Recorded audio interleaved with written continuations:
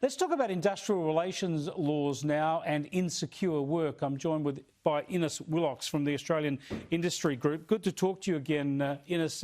Before we get on to the proposed IR changes, you and I have spoken a lot about lockdowns, shutdowns, hard borders across the country.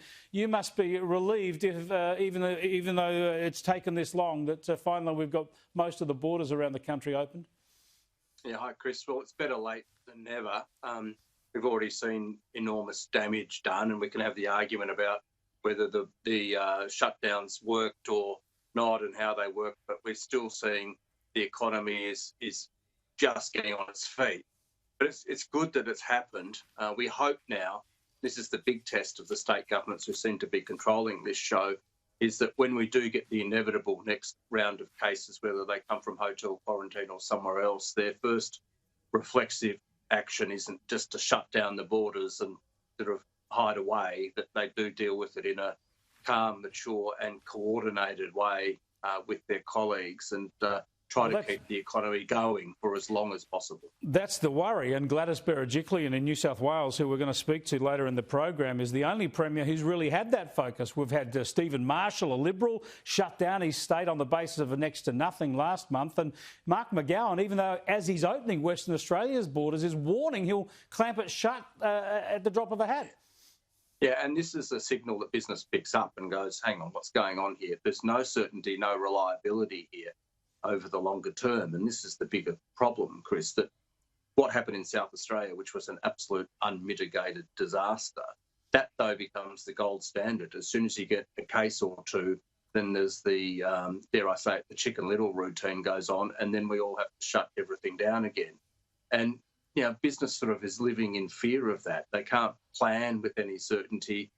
They can't look ahead. They don't have confidence that the borders will remain open. So these are the sort of signals that we're looking for from state governments. We didn't get that from Mark McGowan, unfortunately, and Gladys Berejiklian has been the gold standard in this in many ways, and she's kept the economy going. And we need the rest of the premiers to step up and do the same thing.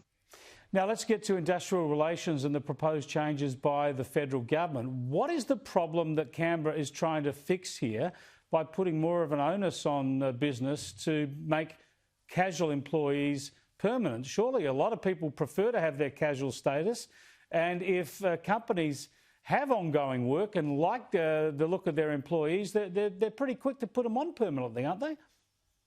Well, Chris, a couple of issues here. The biggest issue of all that we've been pushing the government to address through this process is the so-called double dipping, and it is where businesses where employees who are employed as a casual end up getting paid twice, effectively, for doing one piece of work. So they get their leave loadings, and then they get holiday pay and everything else that goes with being a full-time employee and holidays. So this is cropped up.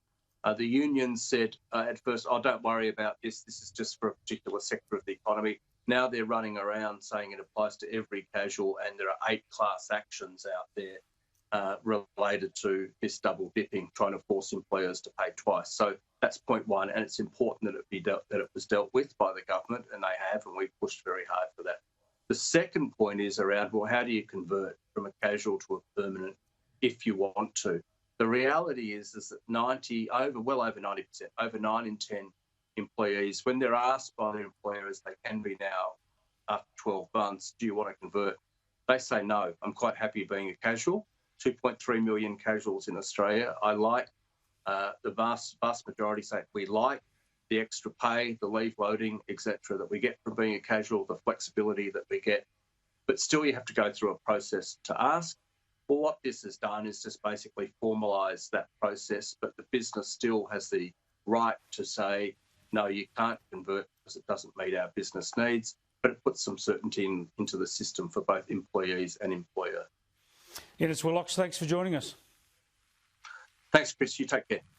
Ines Willox there from the Australian Industry Group. Now,